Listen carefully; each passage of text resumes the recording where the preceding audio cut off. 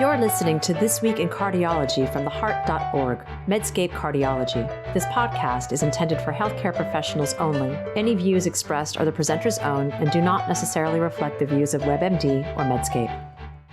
When every decision matters, you need trusted medical intelligence. Medscape AI synthesizes peer-reviewed evidence and Medscape's expert-validated content in seconds, delivering clinically verified answers you can trust. Join over 13 million Medscape members on the world's leading platform for clinicians. Start using Medscape AI on the web or in the Medscape app. Medscape AI, trusted medical intelligence. Hi, everyone. This is John Mandrola from theheart.org, Medscape Cardiology, and this is This Week in Cardiology for July 24th, 2026. This week, the first oral PCSK9 inhibitor is approved. Another study finding safe MRI scanning in patients with non-conditional devices, the PFA-SHAM trial, and the curious case of orthopedic injuries in cardiology.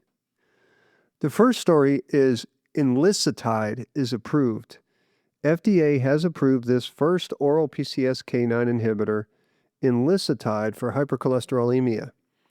The brand name will be Lipfendra. Expect free burritos in the office soon. Now, this approval is based on a 3,000-patient coral reef lipids RCT of Enlicitide versus placebo, where the oral PCSK9 inhibitor reduced LDL cholesterol by 57%, and the coral reef hereditary familial hyperlipidemia trial, where the reduction was 58% over placebo. Notably absent, however, are trials showing that the new $310 per month drug reduces cardiovascular outcomes. Now, we know that the injectable PCSK9 drugs, which are monoclonal antibodies, reduce CV outcomes in high-risk post-MI patients, and more recently in the Vesalius trial in patients without MI. But Enlicitide is not a monoclonal antibody. It inhibits PCSK9 via a different mechanism. It's a macrocyclic peptide inhibitor. Now, cardiologist Dr. Greg Katz writes on his Substack, and I'll link to it, while the drug reduces LDL cholesterol to the same degree as the injectables, we do not know whether it reduces CV outcomes. It probably reduces CV outcomes because LDL cholesterol is clearly causal in ASCVD. But there have been numerous stories of drugs that reduce lipid particles that do not reduce CV outcomes. And here's a quote from Dr. Katz.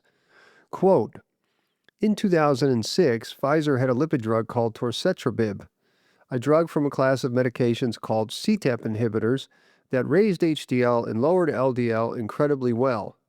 And the Pfizer CEO at the time told investors it would be, quote, one of the most important compounds of our generation. Shortly after that statement, Pfizer killed the program when the outcomes trial showed a roughly 60% increase in deaths from on-off-target effect that the cholesterol numbers gave no hint of. Now, the Coral Reef Outcomes trial will test the drug's effect on MACE.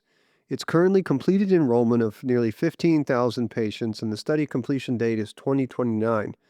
So we won't know the actual effect size of the drug for the outcomes that we care about for 3 years. So I'm in agreement with Dr. Katz on this. While many of the key opinion leaders in cardiology have been quoted as being positive on the drug, I would wait for CV outcomes results. To be sure, I think the outcomes will be similar to the injectables, but we don't know for sure. I put myself down as 80% probability that it'll be similar to the Vesalius and Odyssey results, that there'll be some small reduction in non-fatal cardiovascular outcomes. Now, what's more, the drug is similar to oral semaglutide in that it has to be taken first thing in the morning and then nothing by mouth for 30 minutes. And that doesn't seem like a big deal, but it's yet another thing that increases the work of being a patient. So the next topic is MRI scans in non-conditional CIEDs, or cardiovascular internal electrical devices, basically pacemakers and defibrillators. Now, these days, at my age, few things in medicine actually make me angry. I mean, my trail name on the Appalachian Trail was Friendly John.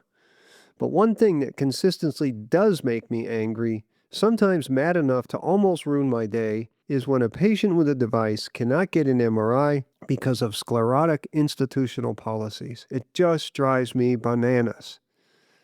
I was actually a co-author on the 2017 HRS expert consensus document on MRI imaging in patients with devices.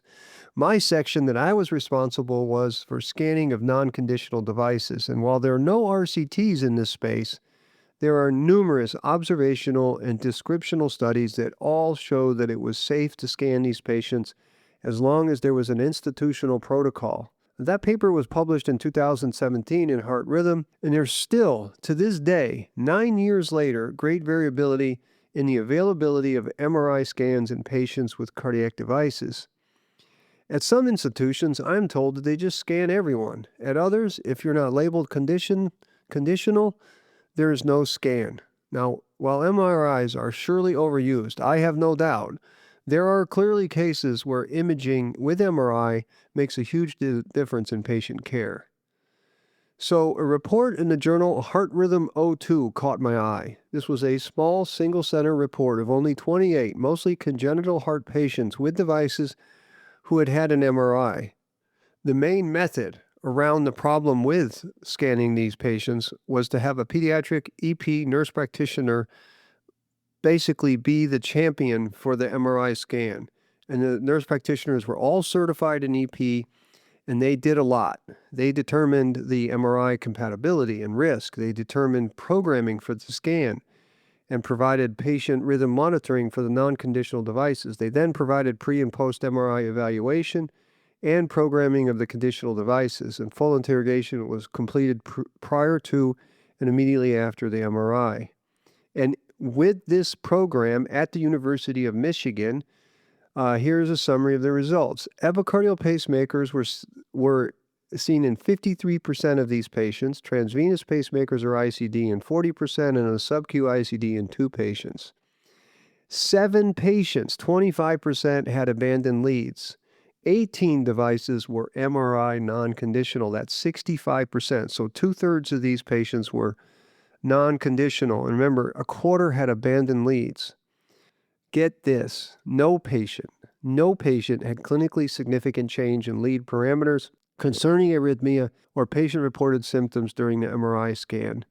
The median nurse practitioner time provided in MRI for a patient requiring continuous monitoring, and that was 79% of them, was 100 minutes, so a substantial investment. But in short, everyone did well. There were no major safety issues. Despite abandoned leads, pacer dependence, non-labeled devices, no patient was harmed. While I don't often comment on small, single-center description studies, I do here because this topic needs more attention. I've cited our 2017 consensus document. The first authors there were Julia Indyk and Rod Gimbel.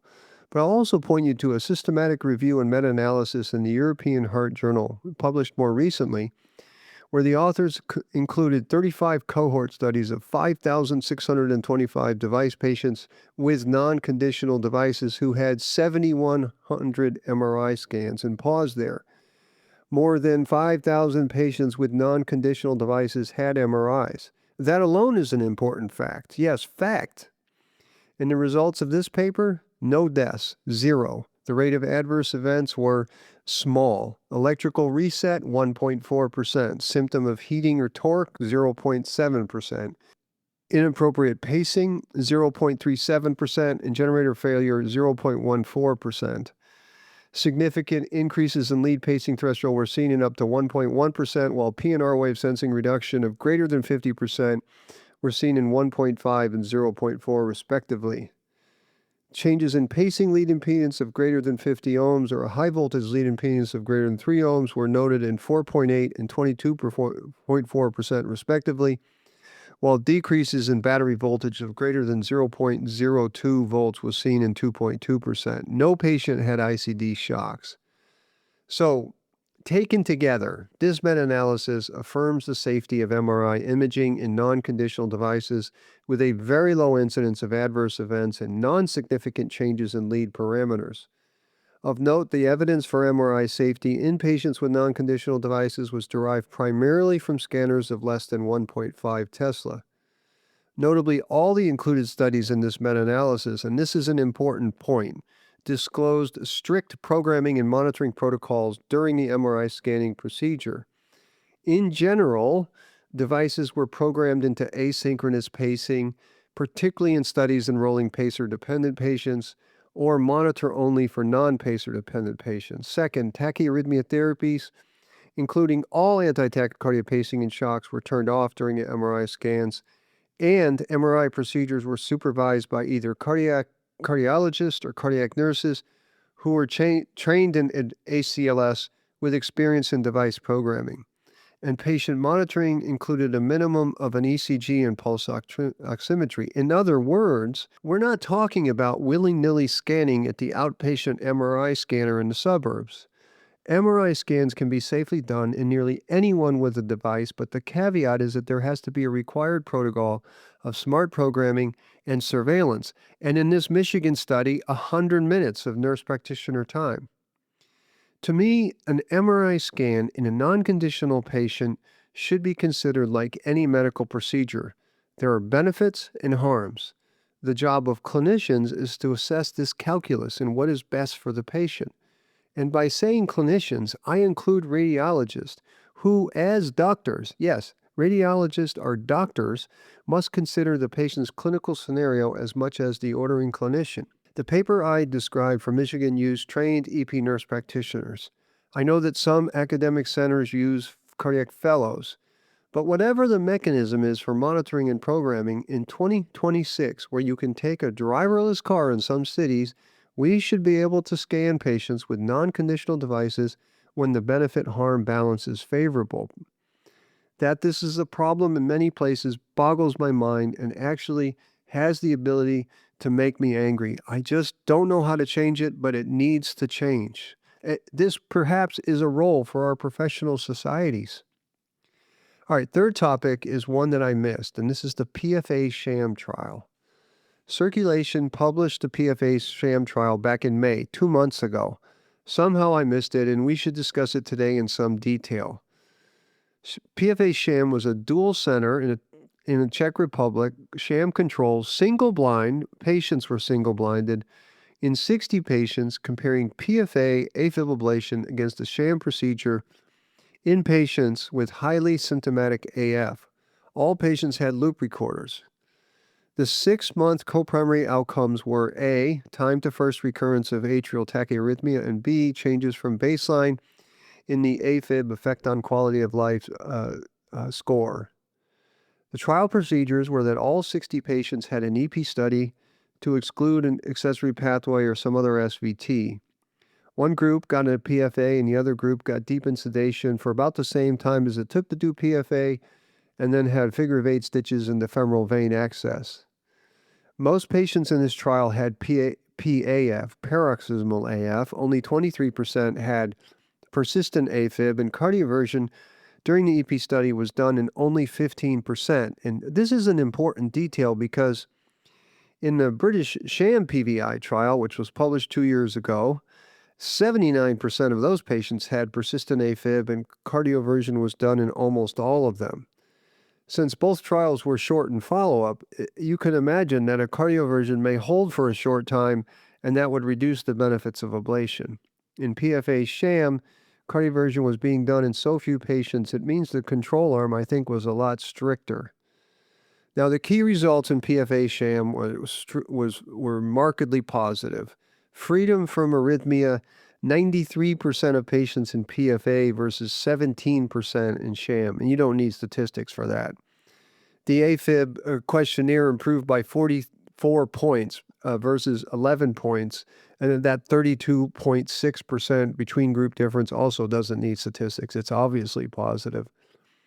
The secondary endpoints were AF burden, and the median was 0 in the PFA arm versus 0.43 in the sham arm, and an anxiety scale also favored the PFA arm. And you know, when you look at AF burden, it really is remarkable, right? 0 median in the PFA arm versus 0.43 in the sham arm. So, you know, the sham arm ranged from a 0.04 to 3.47. So even in those patients, the median was pretty low burden. The authors rightly concluded that PFA was superior to sham in reducing arrhythmia recurrences and AF burden, and in improving the quality of life and AF-associated psychological distress. And in doing so, this PFA-SHAM trial confirmed the results of the British SHAM PVI trial published back in 2024 in JAMA. And my comments, I'm glad that we have 2 sham-controlled trials. While I've long called for such trials, I've always felt the probability was very high that there would be a placebo-resistant effect in AF ablation. Yet this trial, like the sham PVI, has some important limitations, and we should just discuss them, not as a criticism of the authors, but as a critical appraisal of the study. Number 1, this is a small study in 2 centers with only 30 patients per arm, and there's wide credible intervals. The follow-up was only 6 months. There was imperfect blinding, as noted in the Bang-James blinding indices in these papers. Now, unlike sham trials in coronary stenting, so the Orbita trials, blinding in AFib ablation is tough because of the easy availability of consumer rhythm devices. I mean, even a blood pressure cuff can tell you if you have an irregular rhythm. And so this is no knock on the authors. It's just hard to do blinding in AF ablation studies. Another important, and I think more important limitation, was the selection of highly symptomatic PAF patients. This is the group I am least worried would have a predominantly placebo effect from AF ablation. The group that I think is most susceptible to placebo effect from an AF ablation is the obese patient who's minimally mobile and he or she has persistent AFib. Many of these patients come to me and they have persistent AFib. Maybe it's been diagnosed at a primary care office, maybe at a pre-op ECG, a Medicare wellness visit, for instance, and they're found to be an AFib. The doctor tells them so, and then the patient says, well, yeah, I'm fatigued and tired, and a doctor wants to do AF ablation. So these patients, the correlation between symptoms and rhythm is one of the most difficult calls in modern electrophysiology, I think. People with severe cardiometabolic disease have fatigue and low power with or without AFib, so it's really hard to tell. Now, I suspect that the high cardioversion rate due to persistent AFib is likely why the quality of life differences were a lot less in the sham PVI trial than they were in the PFA-SHAM trial. Finally, I realize this is nitpicking, but both these sham trials had very weak sham procedures. Now, a proper sham would include a transeptal heart catheterization, because the act of doing the transeptal, the atrial septal puncture, may enhance the placebo effect via autonomic or hemodynamic means. Now, I realize why this is not done. It's not done to enhance patient safety. I get that, really. But scientifically, a stronger sham would enhance our confidence in the results. That said, as I and you expected, AF ablation, especially when done in highly symptomatic paroxysmal AFib patients, likely has a strong placebo-resistant effect. Now, thank goodness we've found this, since we've been doing this procedure for 2 decades, and imagine if we were fooled. Speaking of being fooled, I want to speak about a Medscape news article, "What Will It Take to Make Fluoroscopy Labs Safer?" is the title. And this was a document in JACC Intervention. It was an expert consensus document, and it was done from many societies on enhanced radiation protection in the cath and EP lab. Now, the background here is obvious, right? Cardiology uses X-ray in our procedures. Cardiologists are exposed to lots of X-rays over the course of a lifetime. And efforts to reduce that exposure are laudable, and no one is against it. I am not against common sense things to reduce radiation exposure, though I am on record for saying this zero fluoroscopy ablation business is an unnecessary parlor trick, because there is essentially zero risk from doing 1 or 2 minutes of X-ray, say during the transeptal. Keep in mind that many of these zero fluoro enthusiasts also do BIV CRT devices where they bathe themselves in direct exposure to X-ray for 30 to 60 minutes. So a minute of fluoro during a transeptal is nothing in relative terms. Now, also notable is that the laudable move to radial access for cardiac angiography has increased radiation exposure to the doctor versus femoral access, but it's a clear win for patients, so we do it. Now, the point of this discussion is to challenge your causality thinking in the matter of musculoskeletal risks from a career in the cath lab. Medscape has had many stories on neck and back issues in the cath lab, and I'll cite one of them. Social media also chronicles cases of orthopedic surgeries in cardiologists from working in the cath lab.